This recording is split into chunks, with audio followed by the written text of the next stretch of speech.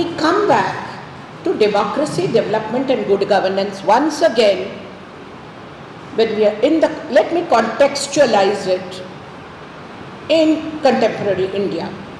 That is, in today's India, 2022, post-COVID, what do you understand by models of democracy? What do you understand by models of development?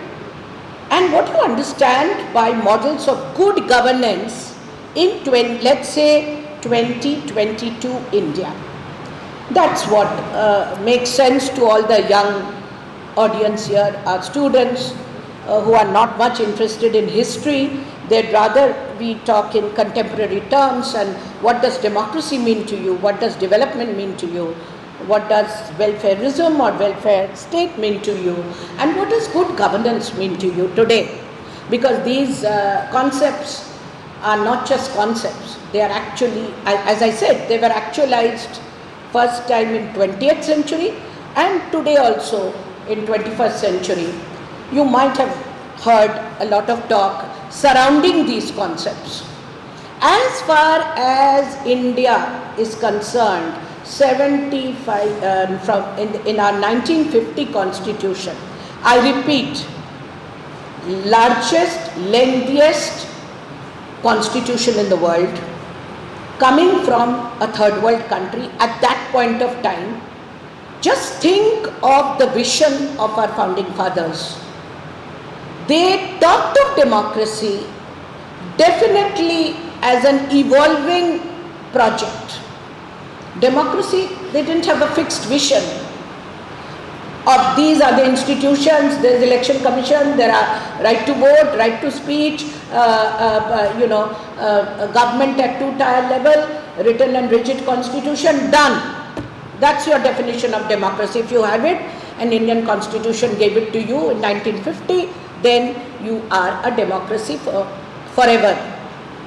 They could have rested with laurels, but they did not. They give you another vision, saying as and when state capacity increases, read part 4 of the constitution again, please give the following rights to your people. And we have done exactly that. 1980 onwards, I will say, is the big divide in democracy. I'm not talking of economy now. Now, economy, of course, 1990 is the big divide from command and control to new economic policies. And today we have again not changed much. We are still into the era of market, regulatory state and globalization. So in political economy terms, I will not say there is a big change happening, except that there is a talk after COVID, during COVID and after COVID today, of the centrality of the state coming back into the political discourse in India today. Earlier it was less and less of state. State has become irrelevant. Let the state be rolled up. Let the market prevail. We are doing good. Poverty has gone down by all counts, and growth rates are going up. So let us discard the state or bring it down to a minimal regulatory level.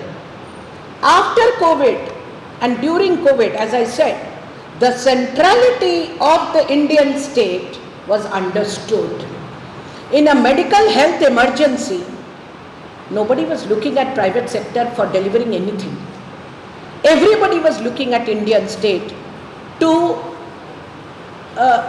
save us from COVID. What kind of health policies we should have? What to do about digital divide when everything is gone online? How will poor children study in government schools without computer?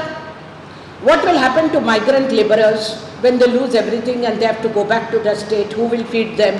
Who will give them jobs? One ration card, one nation, one ration card, that means you attack the most major, and I'm saying this with again a lot of conviction. The greatest problem of 75-year-old Indian democracy is and I've talked about it in several fora, the problem of differentiated citizen entitlements. This is a running problem in 75 years. Differentiated citizen entitlements. Now you know what democracy means. Universal, civil, political, if you want to give second generation human rights, social, economic, but it has to be given equally to all. You are a citizen who has you are a moral agent to receive entitlements from the state, but the state has to give it to you equally. So one citizen is equal to another. In theory, in principle, it has been given in Indian Constitution. Absolutely, question of universal rights to all to be given equally and gender parity. That is there because that is the democratic principle. Constitutionally, it has been given. But in reality, it depends on the good governance of 28 states of India. And therein I will come right to the Indian states. You can't blame the center for everything. The responsibility of good governance when it comes to development is 80% that of states. All the 80% of development expenditures, or what we call categorized as development expenditure, 80% is spent by and in states of India, 28 states of India. So, if you happen to belong to certain states of India, you get a better package of public goods and services because of good governance in those states. And if you happen to belong to some other states of India, you will get another package of public goods and services because of bad governance, indifferent governance, moderate governance, certainly not good governance.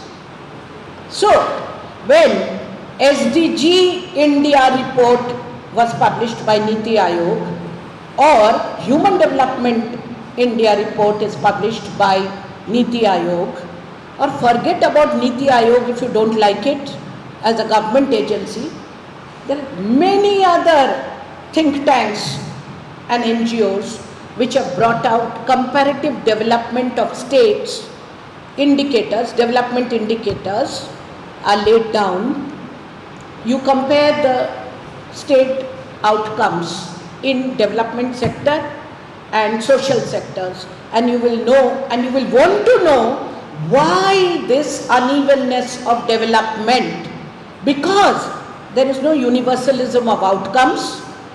The citizen who is an Indian citizen happens to reside in some state or the other, has to reside in one state out of the 28, will be served differently by his state government because of lack of good governance.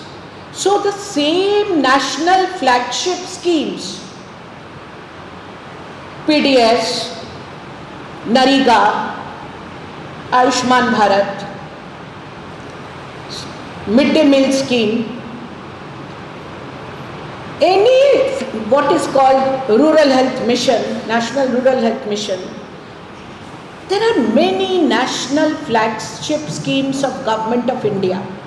Go to their websites and see the state reports. Why is it that the same national flagship schemes